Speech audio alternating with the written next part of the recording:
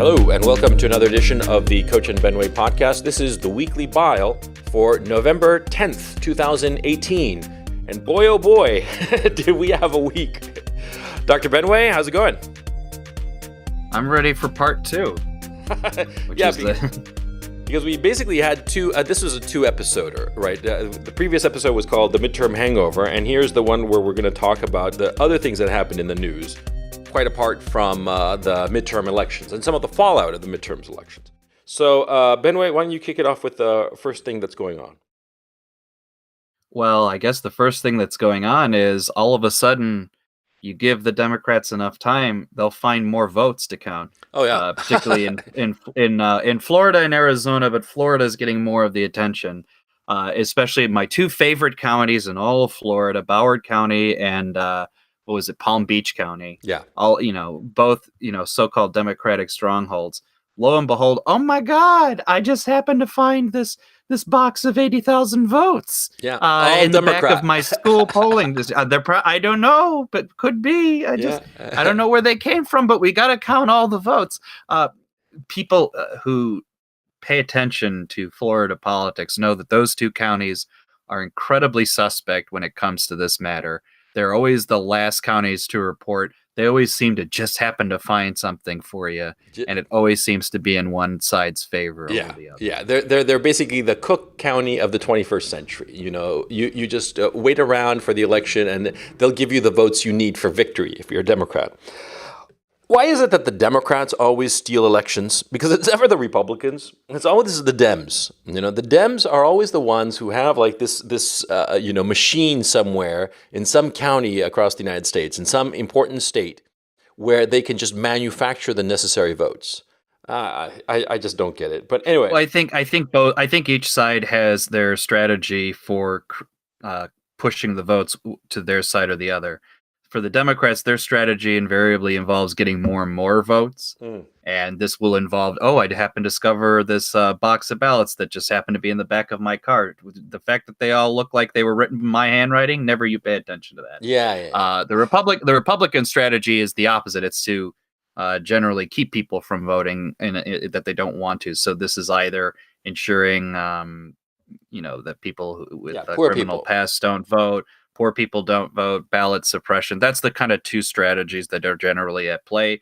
You can justify one or the other. It's like, it's funny to me whenever people say, there's just been no demonstrable example of elections being stolen since this, that, the other. And I keep laughing because this country has had a recorded history of stuffing ballot boxes and quote stealing elections fair and square. You know what I mean? Like voting early, voting off. This is well known that this is what this country did. And yet you have to accept this progressive notion that sometime magically in the 1960s, we all came to our senses and perfectibility of our political system. It says, under no condition has anyone ever materially affected the outcome of election give me a fucking break.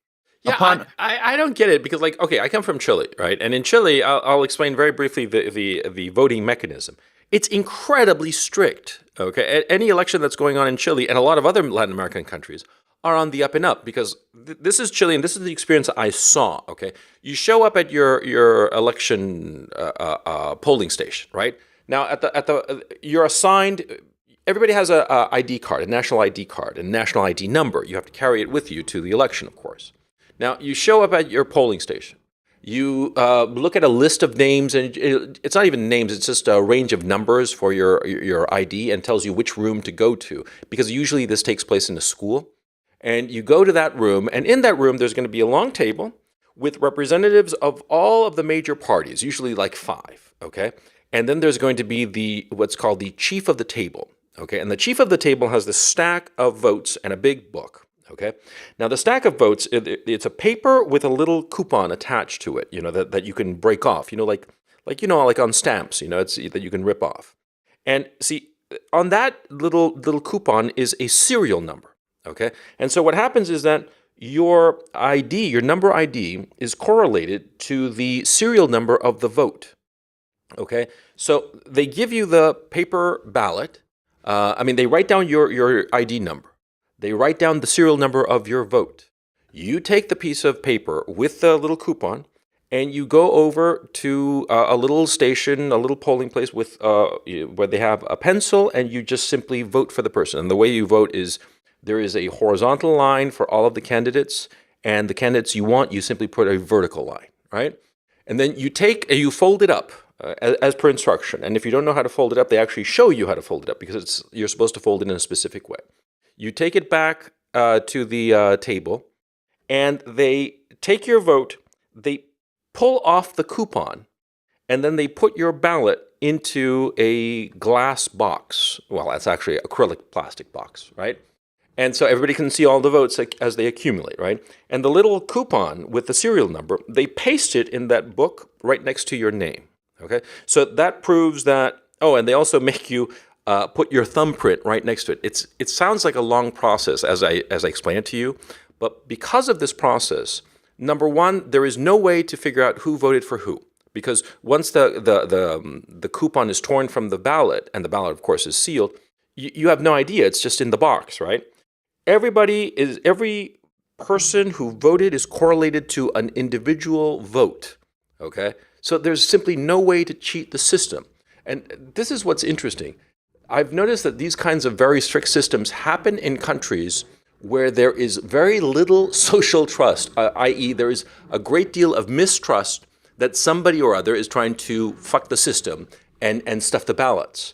And it's really interesting because it seems to me that greater paranoia on this particular issue leads to a more transparent and more true election result because you know for a fact. And that's why in Chile the voting results come out 100% 2-3 hours after the end of the election, because it's very strict and transparent and efficient and very monotonous in the sense that everybody has to do exactly the same thing. There aren't voting machines or different kinds of systems in different kinds of counties. I don't understand why in the United States they don't do something similar. Why don't they implement some sort of national system that's paper ballots, because that way you always have a physical evidence of something. It's not just a computer or a machine. And, be done with it. I just do not understand this.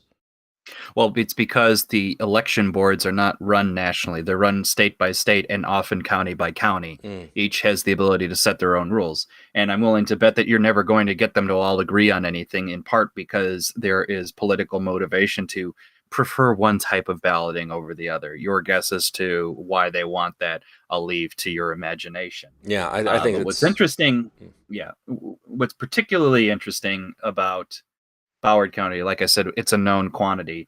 But more important than that, the election supervisor of that county, Brenda Snipes, who everybody knows her reputation because she has been caught fucking around with ballots, not once, twice. And she still has the job. She still has the job. And like we're going into like what, 48 hours plus after the election? No, more. And more. 30 it was 72 hours plus. It was Tuesday, right? And we were recording this Friday night. So Wednesday, Thursday, Friday, 72 hours. So like a day ago, it was 40 some odd hours past the election, and she still was not in a position to tell to the media or other people in the fucking state how many ballots she still has outstanding. I'm still trying to figure out how much more I need to get to win this election for my side. Basically. Is essentially the answer. This shit does not happen in a third world country. It does not happen in third world countries. I just explained how it doesn't happen in fucking Chile, which is a third world country. Good God, these fucking people. What? I'm sorry. I'm just outraged by it. Well, I mean, it's something I actually kind of expected in 2016. I assumed just the numbers just wouldn't enable it to get there. But what was interesting about this one, it isn't just that, oh, this is happening. It's that the pushback is being very loud and very quick. So because it's going to potentially cost not just the Senate seat that we probably won in Florida, but also the governorship. We're now very, very close in the number of ballots, and we're going into hand recount territory. Cal Surprise is just enough to get us there. As if it's almost as if someone had planned that.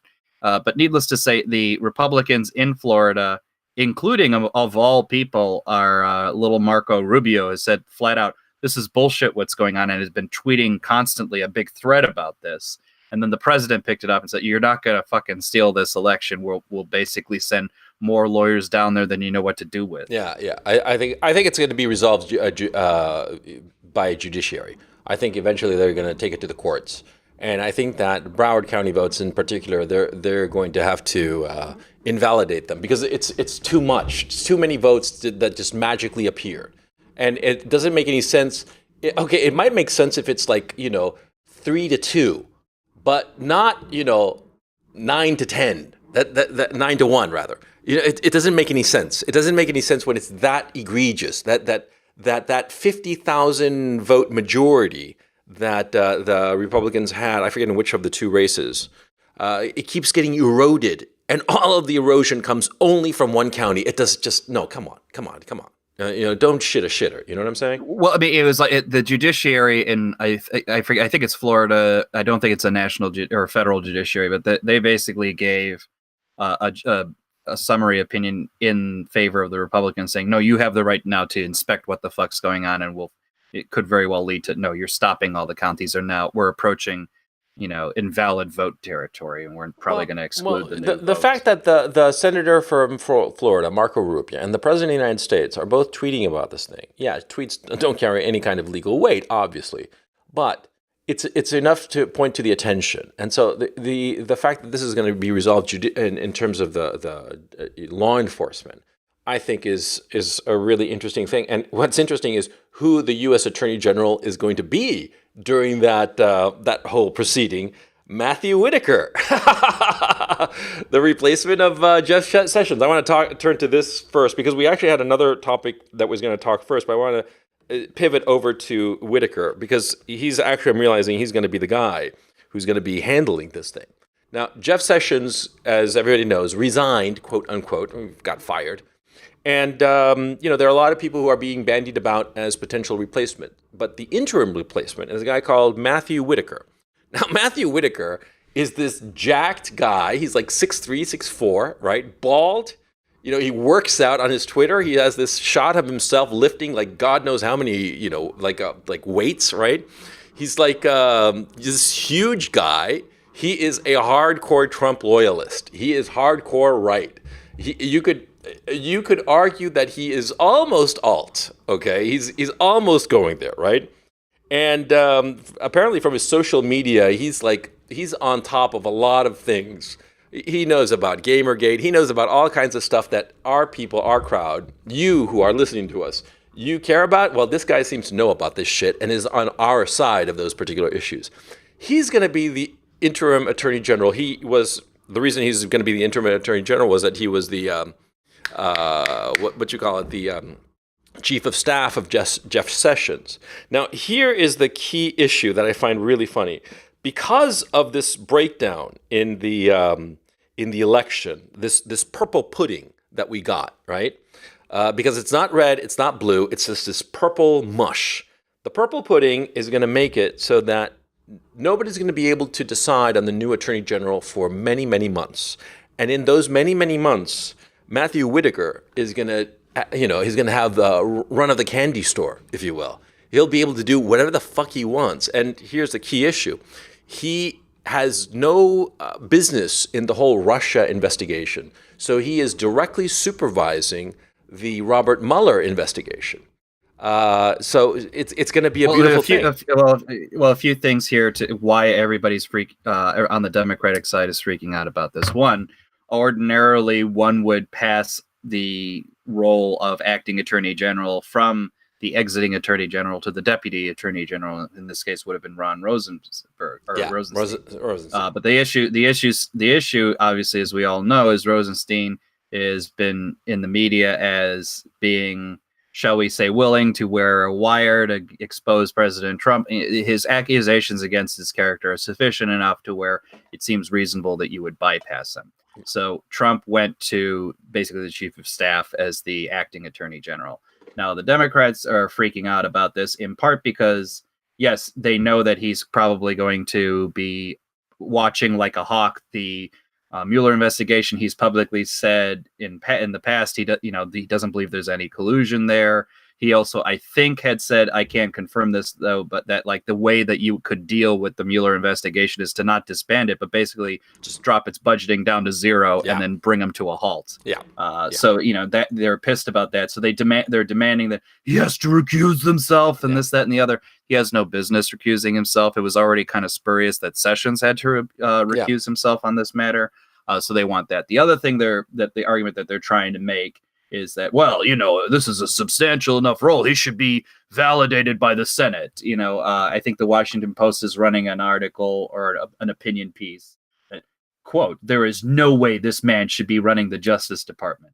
This is the number one opinion piece on Washington Post.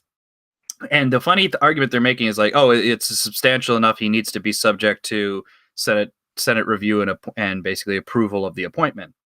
And the argument that Levine is making is that which I think is a good one, is that number one, he's temporary, he doesn't need to be approved by the Senate in any capacity, and number two, if you think it's a material enough role, then his question to them is, well, then shouldn't Mueller have been approved by the Senate before we established him as a special counsel? Because it's a similar situation. In fact, it's worse because Mueller has no stop date. He has not been, officially vetted. It was just appointed. Yeah. Where does one end and the other begin? His point being that, well, you're just looking for what benefits your side versus the other. Yeah. It's a perfect shit show for them to freak out about, since obviously, like I said, the election didn't entirely go their way. It did not go their way. And I think I was just reading an article from the Daily Beast that was, I guess this happened tonight or something. I don't remember watching it. But Bill Maher, of all people, because he's apparently the voice of the Democratic Party. Trump has crossed the red line by appointing Matthew Whitaker as Attorney General. I don't even know that Bill knows how to draw a red line unless it's across a hooker's ass with cocaine underneath it. Well, no, I think that it's, the whole notion of approving Whitaker, it's just absurd. The guy was the chief of staff of Jeff Sessions. Now, Jeff Sessions' recusal, by the way, I always thought that was sort of like bullshitty on his part. I think that basically he just didn't want to deal with the hassle, the political hassle. So he was like, oh, I'll just recuse myself on this very, this fig leaf of a reason. And that way he didn't have to deal with it and just fobbed it off to Rosenstein. Also, Sessions is, if not a never Trumper, he's certainly not that sympathetic to Trump. He's certainly not sympathetic to the working class nationalism, which Trump represents. Hold on a second. Mm-hmm. I think this is a little bit unfair, and it's missing his point in how this happened. Mm-hmm. Sessions actually was one of the earliest supporters of Trump. He has been very big on the anti-immigration point and everything. What happened was this was when Sessions, after his review by the Senate, or during the review by the Senate, said he never interacted with the Russians, what have you, got appointed.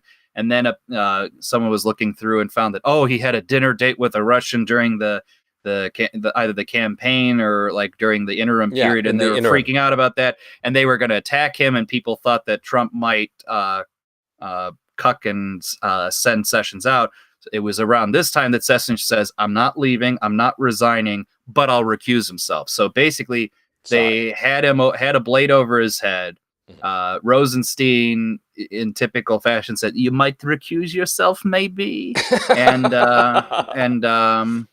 he did. And to the fury of the president never forgave him for this, and it's been a thorn in his side for over 2 years. It's been the biggest challenge, and Sessions, for all he's been doing, trying to handle immigration, sanctuary cities, what have you, has not been pushing hard on some of the other matters, and ultimately, just gave too much ammunition to the other side with regard to the Mueller investigation. And for, of all things, he's been obsessed with policing marijuana. So I think you combine all those things, no great loss from the president's perspective right now, particularly if Whitaker is with him much stronger on a number of other matters, and on top of everything else can say fuck you to the Mueller probe, and you're not kicking me out. I get to review every last goddamn thing you're seeing. By the way, dear audience, I totally fucked that up. It totally slipped my mind, and for some reason I just got a little bit confused, and just blame it on the Alzheimer's. Sorry, guys, and thanks, Benway, for totally correcting me on this. But anyway, going back to the Sessions, the Matthew Whitaker thing, What do you think is going to be moving forward? Because, yeah, I'd heard him, Whitaker, before he joined the Justice Department, that he was basically saying that the way to end the Mueller investigation was just to step on their oxygen tube, just step on the money until it sort of like just grinds down or becomes, for all intents and purposes, useless. Because an investigation like this is it's extremely expensive, and it's at the discretion of the Justice Department. You think that that's going to be his approach? I mean, it would seem like the best approach, really. What do you think is the best approach? I didn't quite follow. The best approach would be to just step on the money spigot, cut Mueller's money, and what's the guy going to do? He's just going to have to start cutting staff, and just going to grind down, because this endless investigation is going nowhere. It's just what is being produced? Yeah, they handed out indictments to 13 Russians who basically were trolling. And on top of that, one of them actually is defending himself, showed up in court and to defend himself. I wonder who is financing that. I'm assuming Putin, just to fuck with these people, right?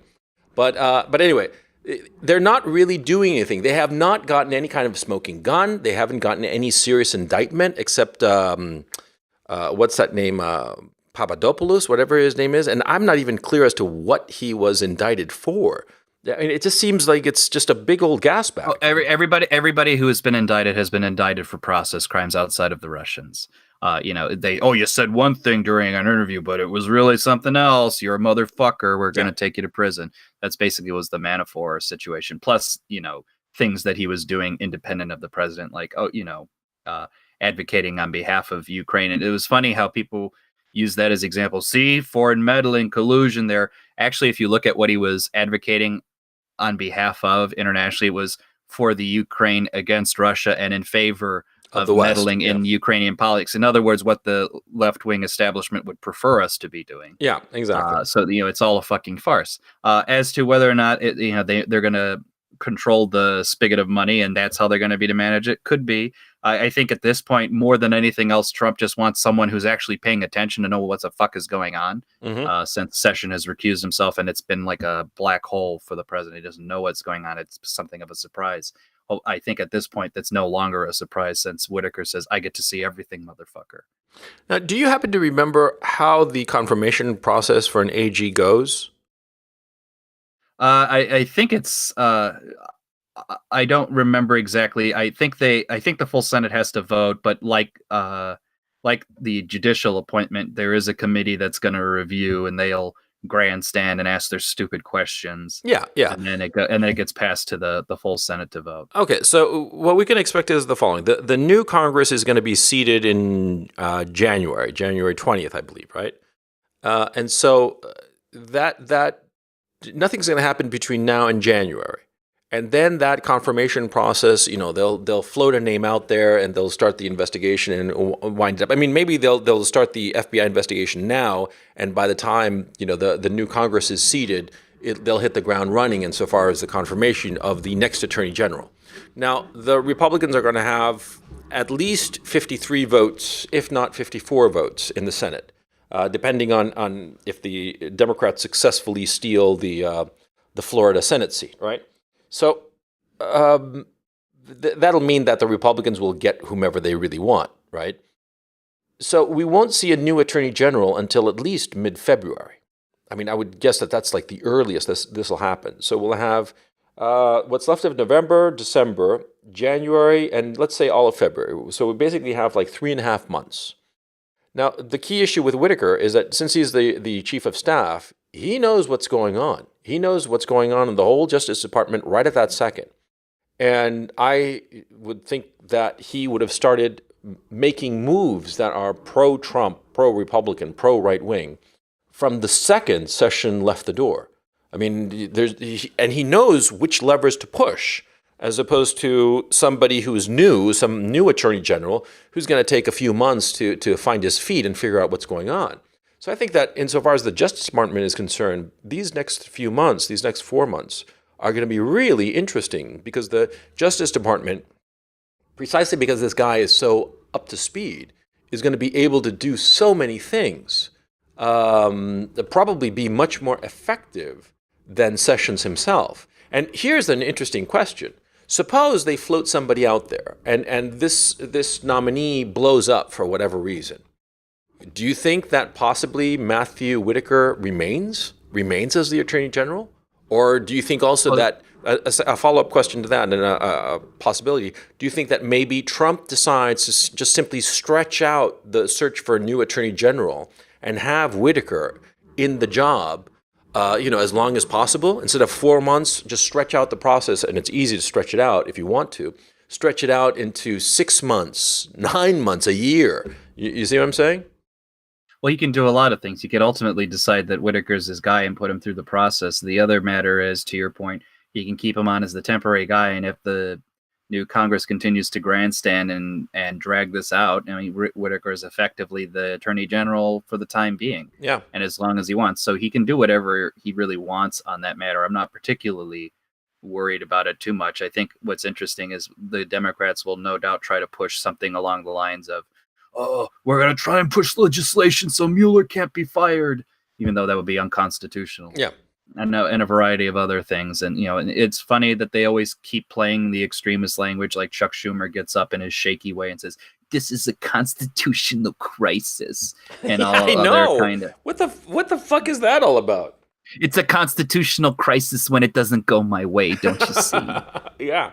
Yeah. I mean, it seems to be the case, every fucking time. And the thing is, see, they keep calling Drumpf, Nazi and bigot and all the rest of it, anti-Semite and so on and so forth.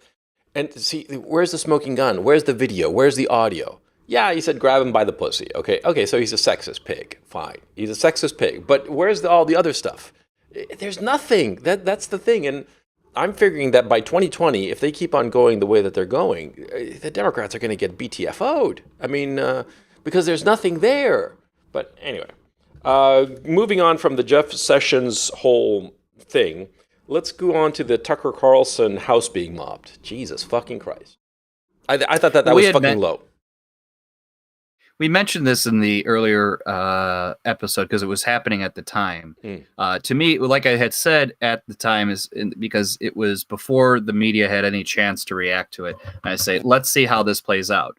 I had said at the time that Fox had better say something very public about it and be very public about it, because otherwise it's going to just fade into the background and it won't reach the attention of important people like the president, who we know watches Fox News.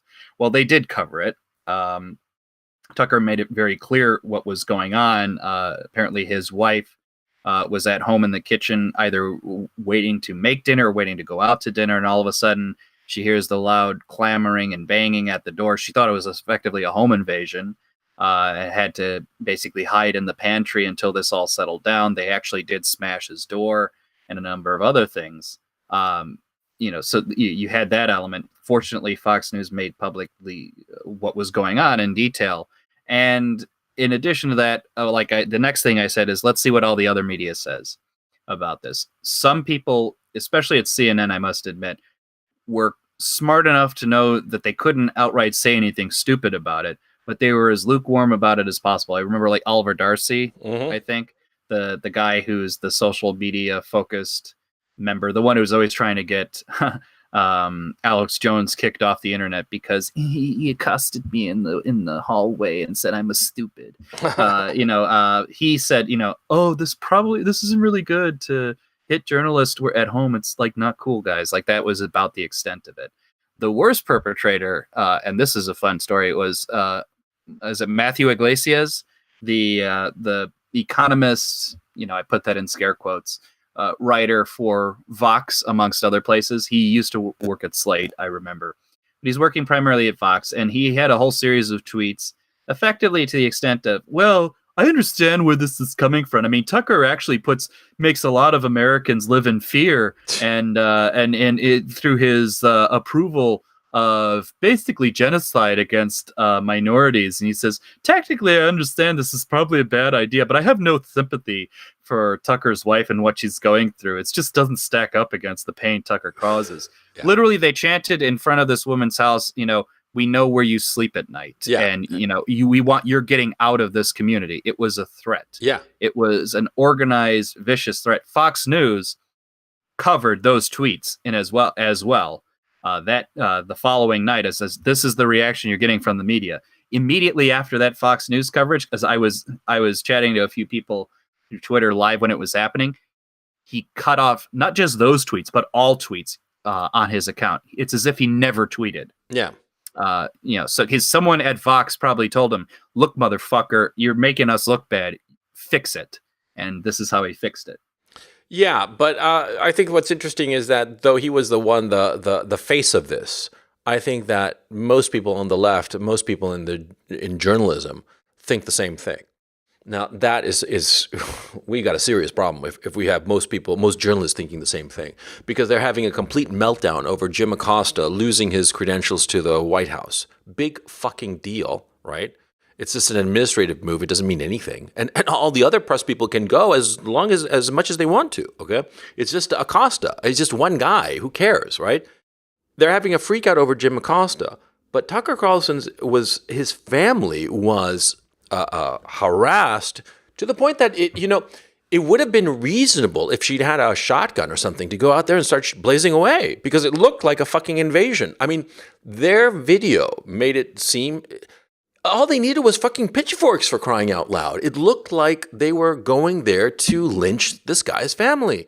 I mean, I thought it was outrageous. You could hear people on the videos laughing and joking about mail bombs. Maybe we'll send you a mail bomb or something to that effect. That was the impetus of what you could potentially hear on the audio. So certainly there was that. And my attitude towards this is, very cold, but very useful, which is to say, look, the media will no doubt go on its self-righteous fart-sniffing rant about how the freedom of the press and these glorious institutions of the United States are under threat, and in their minds they think Trump is the reason it's under threat.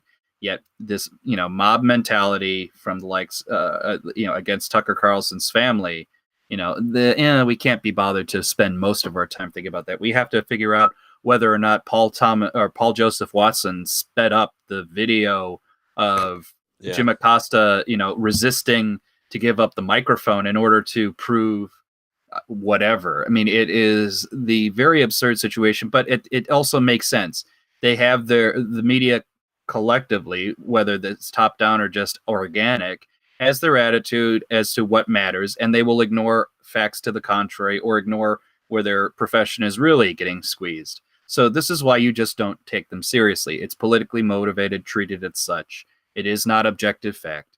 Anybody in your Jeb exclamation point who thinks that prostrating yourself to the media is somehow going to make people respect you is a fucking idiot.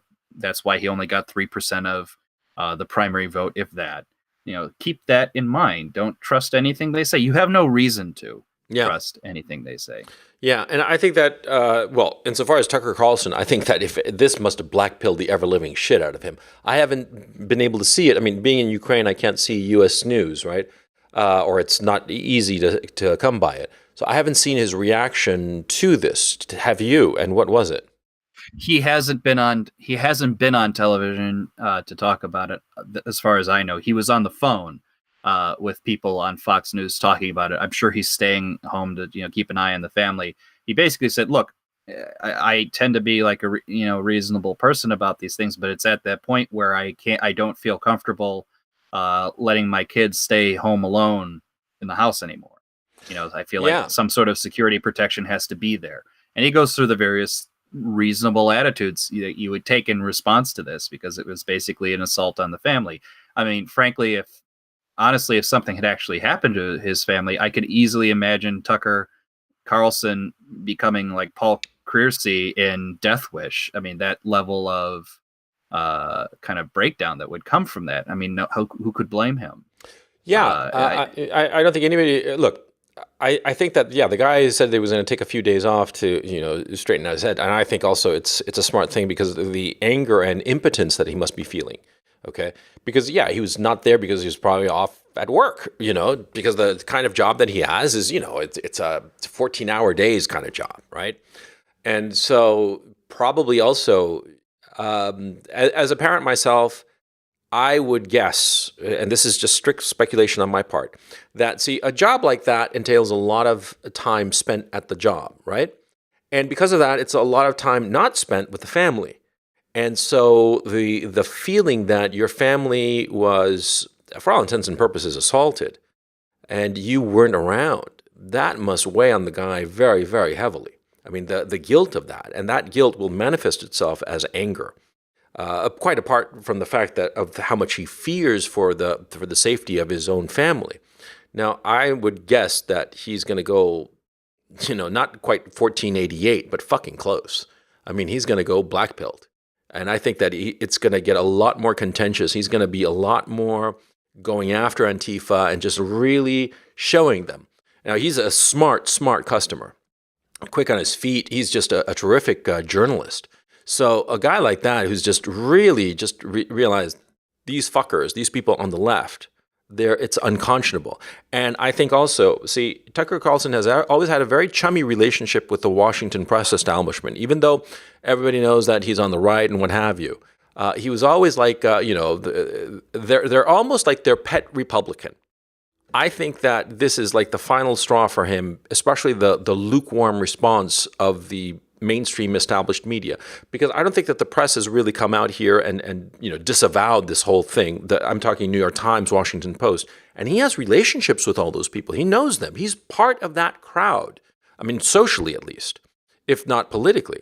And so it must be just really devastating to realize that the people that the people you work with, that, yeah, you have different political opinions perhaps, but we're all colleagues. We have a collegiate experience. We're on the same boat professionally. He's all of a sudden realizing, no, these fuckers want me dead, want my family hurt, because they're not saying anything. I think that for this guy, it's going to be a major turning point, to tell you the truth. And I think it matters because Tucker Carlson is, number one, the face of Fox. And he personally is a popular guy because he's so likable. He's such a likable individual. And so I think his return, I mean, when he comes back on camera, that'll be something that, when he shows up, because I bet he's going to address this directly, and it'll probably be fucking devastating. You see what I'm thinking? I mean, I don't know. I mean, it just has to wait until see what it happens. I mean, it's not going to not affect him by any means.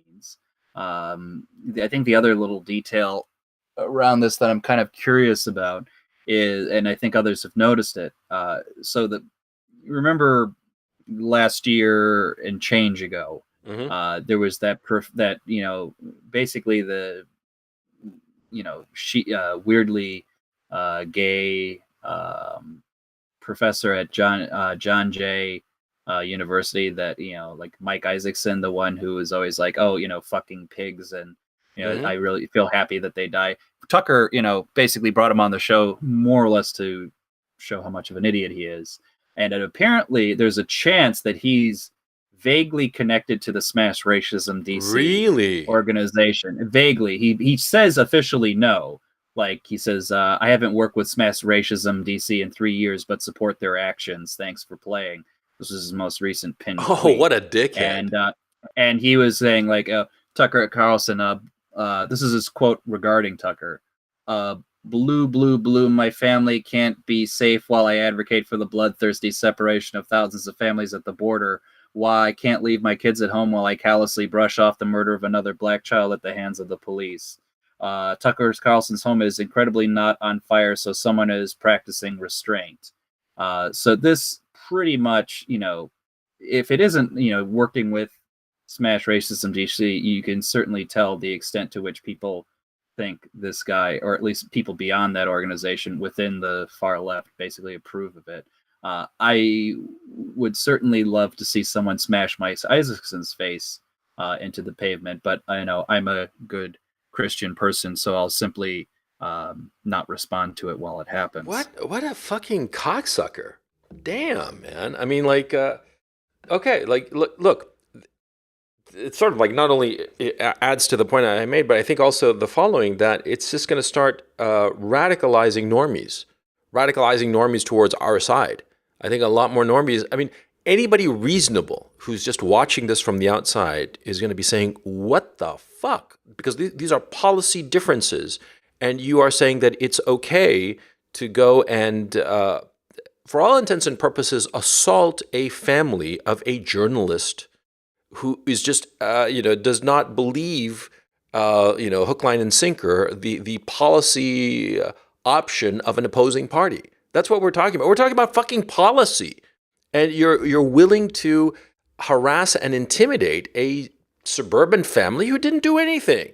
I mean, they're suburban people who are just living in their house, and the suburbs are, by all intents and purposes, incredibly vulnerable. But the whole notion is that we're all living in a civil society such that we would never dream of going and harassing somebody like that. That's why people don't live, behind moats or some shit like that, right? I find it absurd, and I find it absurd that the Democrats, the leadership of the left, the face of the political leadership of the left, is not going out there and saying this is fucking wrong. Because have the Democrats even mentioned this issue? Have they come out and said, oh, this is a bad thing? Well, I haven't been looking for their response actively, so I couldn't tell you. I couldn't prove the negative so easily. But at the very least, I'm not seeing it, proactively pushed around. That says it's not like Bernie Sanders is going around and being covered by the media saying, "Oh, this is not the good thing." You know what I mean? Yeah. So that doesn't mean they haven't said it. It just means it's not being, pushed in any dramatic kind of way. No, I think that this is just absurd. I think but what is being pushed by the left-wing media is apparently people have been much too mean to Ocasio-Cortez by making fun of the fact that she can't afford to live in D.C. until they pay her monies because she's poor, so this has been a thing. Apparently, people were making fun of the fact that Ocasio-Cortez has been bitching and moaning. He's like, I don't have money, so you really can't live in DC and find rents until they start paying me. So this is kind of rough. And people basically said, you entitled millennial brat, again, you can't manage your savings.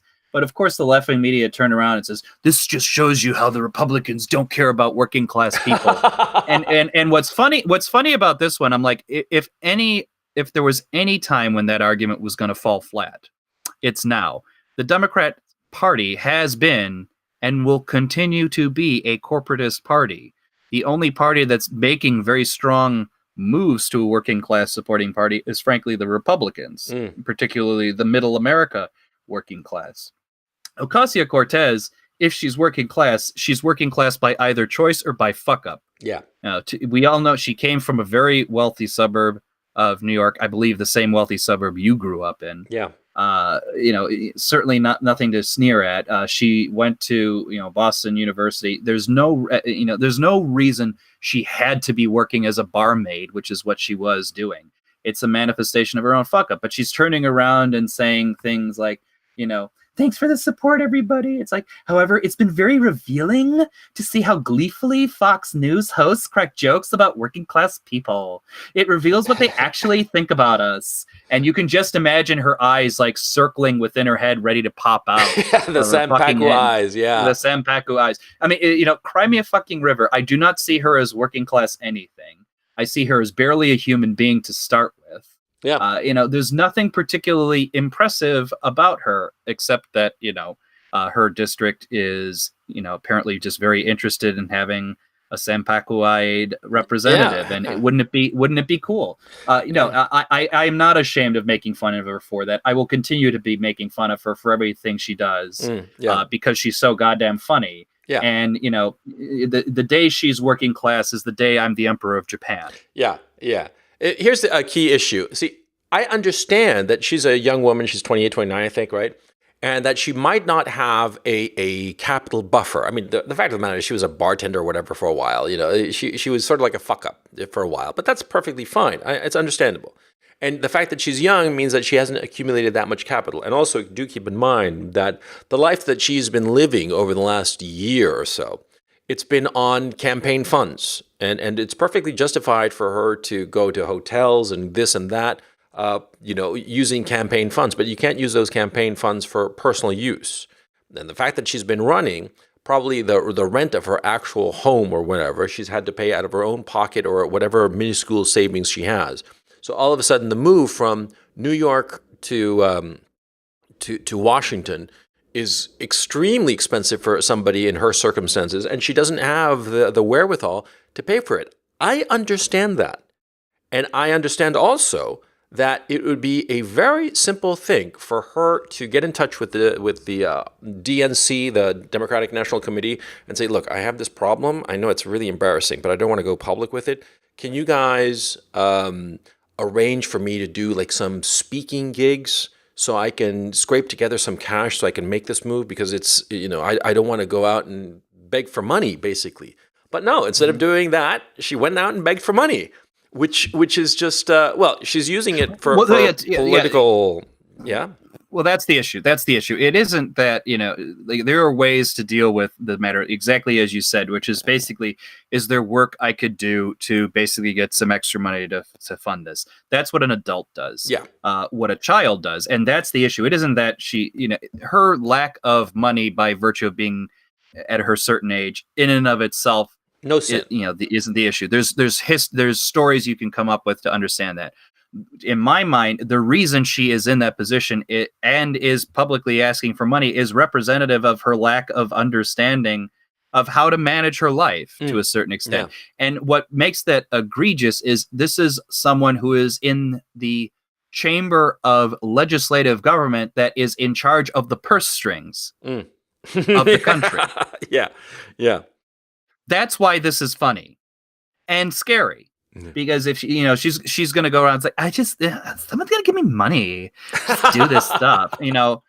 Just imagine like when it comes up for an appropriation bill, it's like, we just got to give ourselves money. Yeah. You know what I mean? That's going to be the attitude and the thinking to have. And I will make fun of that continuously, because it should be. Yeah. Because it should be made fun of. Yeah.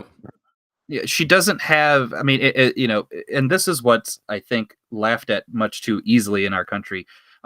There is something to be said of decorum and virtue when it comes to managing your affairs, right? And one way as you pointed out, of managing her affairs would be to privately, talk to people who are in position to help her, to say, this is kind of the situation. What can I do to help alleviate it? And that would have been fine.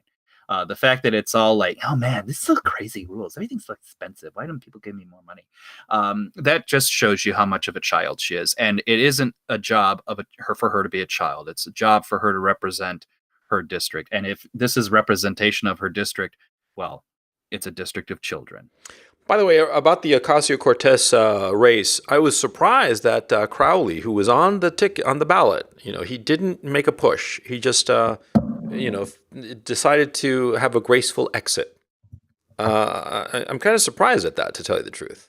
I thought that. Well, I was just scrolling through Twitter, and I can't pull it up right now. But essentially, there was a survey I just passed through, which was it was from News Complex. 93% of Democrats think it's important that fewer whites be elected. I think this has been republished by VDare, so take that as you will. But, that's probably why. Yeah. Yeah, I mean, he figured that he wouldn't win. Yeah. But probably that guy is so plugged in that, I'm not going to be, like, shedding any tear for the guy. But I was kind of surprised because the guy was at almost like the threshold of great political power within the Democratic Party. And he lost in this stupid primary. I mean, it really was a fuck up on his part. He should have just paid more attention. And it was because it was just, what, like 4,000 votes? Nothing. He could have swung it if he'd, been paying attention. And he blew it. It's his own stupid fault, right? But anyway, so the Ocasio-Cortez, obviously she's going to be the poster girl for the Democratic Party insofar as, the under 30 set. What are they calling them now? Zoomers? Is that what they're calling them? All of these entitled little shithead children who don't know shit from Shinola. I wonder how long we will have to wait for her to start doing fuck up after fuck up, because she seems to be one of those people who the more scrutiny and attention she gets, the more she fucks up, Well, that's why you've noticed there's more than one video talking about the fact that she has very heavy-handed handlers who basically prevent people from asking her legitimate questions. Yeah. Imagine her going into the House of Representatives and actually have to do something, and she's like, well, these questions are really hard. That's exactly how I think mentally she's going to process this situation. There's a lot of stuff. Why don't we just figure out ways to make it easy? I really have contempt for the person, as you know. What more can be said? What Yeah. more can I say? Yeah. So anyway, look, we've sort of like gone. There isn't anything else that really has been happening in the news. Apparently, well, there was that shooting in Thousand Oaks, but a shooting in Thousand Oaks, tragic though it is, and I feel complete sympathy for the people involved and for the victims of the shooting. And I heard that there was some sheriff's deputy or somebody who like raced in with a first responder and raced in quite without thinking of his own safety, and he passed away. He was shot. I find that just really unfortunate. But there isn't anything intelligent to be said about that tragedy, or the tragedy in Melbourne, uh, where there was a South Asian, quote unquote, who committed a knife attack and killed one person and a couple of others, and there was a lot of chaos at the time. Those incidents, nothing really to say about that other than it's a tragedy, and well, tragedies happen every day. The other thing, though, that is a tragedy, but it's somehow like just desserts, this fire that's going on in California, and I saw this picture of Malibu. Malibu burning. Like, oh man, I'm like, oh, I'm not shedding a tear there. God loves us. God loves us and inflicts his holy fire on those who merit it. Well, I mean, it's like, well, that's part like to your first point. Like, what the only intelligent thing I can say about these shooting and violent attacks is, well, we've gotten so used to them that we can't even be moved to comment on them. And I think that's not just us. I think that's the world at large. It's like, oh, it's another one. It's part and parcel of living in a modern country. To Well, yeah, but there's paraphrase there's someone. also the obvious thing. You know what my thinking has always been? It's not that there are these random shootings. It's that there are so few of these random shootings, these random attacks. Because you got to keep in mind the number of people out there. There are billions of people.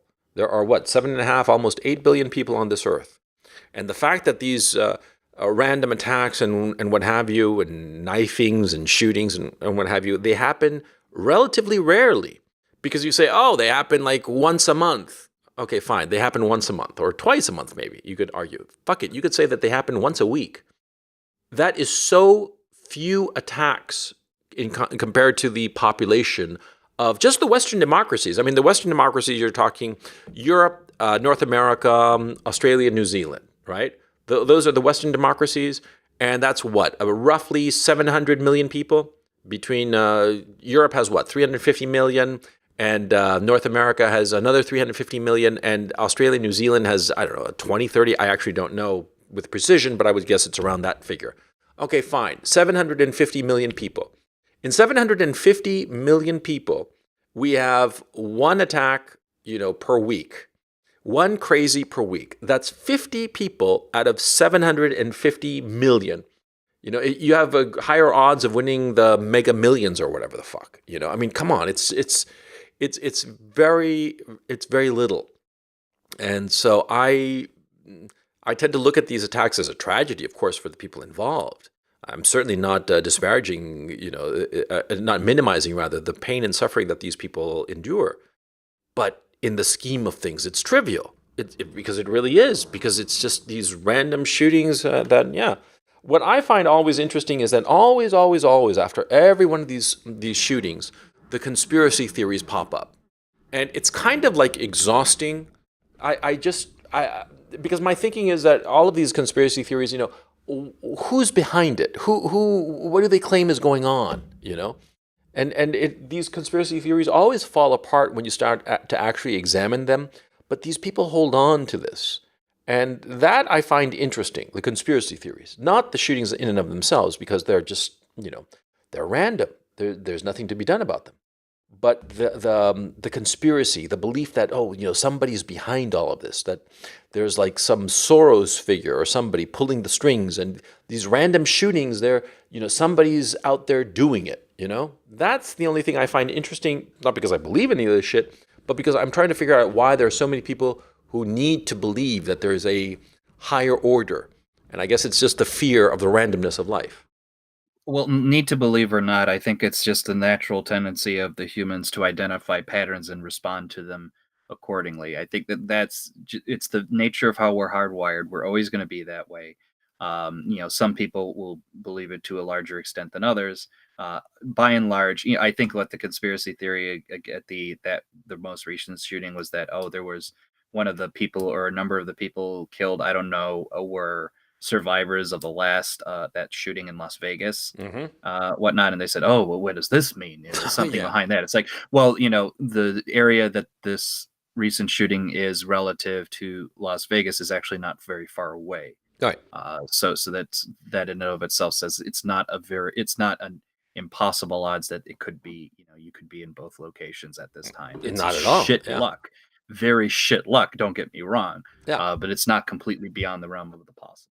Yeah, and there were, by the way, in the Las Vegas shooting, there were tens of thousands of people essentially were exposed because this was outdoors and shit, right? And not only the people who were targeted by this shooter in that concert or whatever it was, right? There were also people out on the strip just walking around. So, and they were, quote unquote, victims too. They just happened to be out there. And well, fortunately for most of the vast majority of them, nothing happened, thank goodness. But yeah, it's reasonable for those tens of thousands of people that a lot of them, frankly, are going to be from the Southern California area. Yeah. So the odds are not, it's not unusual, to tell you the truth. But it looks unusual. It looks unusual when you don't really think about it. If it were like something like a shooting in, I don't know, in like outer Mongolia, and some of the victims had been at Las Vegas, well, that would have been much more interesting and more remarkable. But this, no, there's nothing there, but people find this need to seek patterns where there are none. And sometimes life is just random, and sometimes there's no big brain behind it all. And so I guess I want to leave us with that thought, that sometimes just shit happens and there's no big brain pulling the strings. Though perhaps it would Which is why we should leave on the image of Ocasio-Cortez. There is no big brain behind these organizations. No, there's no big brain behind the San Paco-eyed woman. Yeah, that's what I don't really know all these details of how Congress runs. I mean, I can barely keep my checkbook, but I think I should deserve some position of power. I mean, okay, I get it. I won't be Speaker of the House, but like, what's number 2? I want to be Chairman of the House Appropriations Committee. Yeah, we should give it to her. Nancy, make it happen. Yeah, appropriations, like cultural appropriations. Like, yeah, that's what it is. Yeah, that's what it is. Oh, I'm gonna have so much fun. Yeah, so much fun. With somebody should tell her that the House Appropriations Committee is this committee of white people, and they figure out ways to culturally appropriate from the cool cultural stuff from all the little minorities. And if she's in that committee... Oh my God, we got to shut this down. And then all of the libertarians in the crowd say, yes, do it. Shut it down. Shut it down. Oh, man. She's like the ultimate NPC, isn't she? I mean, she really is. She's like the living embodiment of the NPC. Man, that chick is funny. And the worst part is that I think that she's actually going to have like some sort of political future. I think that the Democratic Party is going to figure, she's the youth vote. And they are going to hold on to her and parade her around. And like you said, all those handlers, right? She's like the ultimate puppet, the ultimate mannequin. We were talking the other day, it's an episode that's going to appear next week. We were talking about the movie Mannequin, a movie that both of us love, one of those guilty pleasures. That guilty pleasure episode is going to be next week. But she is like a mannequin. She is like the NPC mannequin of the Democratic Party, of what they imagine is the youth vote. The youth vote and the POC vote. Oh man, they're going to parade her around. She's mannequin on the move.